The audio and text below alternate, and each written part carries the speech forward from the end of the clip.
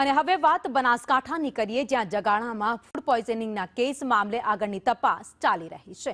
Eklavya model સ્કૂલમાં સંદેશ ન્યૂઝે reality check કર્યું હતું. બાળકોને પીરસાતા ભોજનનું રિયાલિટી ચેક કરવામાં આવ્યું. શાળાના બાળકો ભોજન પીરસાતા જોવા મળ્યા હતા, તો શાળાના બાળકો જાતે જ ભોજન પીરસતા હતા. ભોજન ખરાબ હોવાની, ફ્રૂટ ન મળતું હોવાની પણ ફરિયાદો ત્યાં સાંભળવા મળી. કેટલાક બાળકોએ સ્કૂલમાં જ સારવાર લીધી, કેટલાક વિદ્યાર્થીઓએ હોસ્ટેલમાં સારવાર લીધી.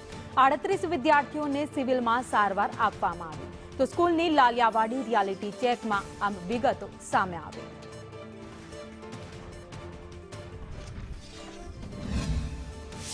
બનાસકાંઠાની જગાણા એકલવ્ય મોડેલ સ્કૂલમાં જે ફૂડ પોઈઝનિંગની ઘટના બની છે, ત્યારે આ જે એકલવ્ય મોડેલ સ્કૂલ છે તેમાં કયા પ્રકારનું ભોજન પીરસાય છે, કેવી સ્થિતિ છે તે જાણવા માટે અત્યારે મોડેલ સ્કૂલમાં પહોંચ્યા છીએ. અને મોડેલ સ્કૂલનું જે ડાઇનિંગ હોલ છે તે ડાઇનિંગ હોલમાં છીએ.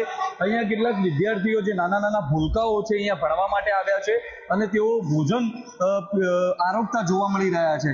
શું કહો છો બકા, રોજ તમને આવું જમવાનું મળે છે અહીંયા? સારું મળે. રોજ સારું મળે છે? હા, અમુક વાર ખરાબ હોય છે પણ સારું જ હોય છે. ભાવે છે રોજ? કઈક દાડો એવું થોડું નહીં ભાવે એવું થાય, સારી જ બનાવે.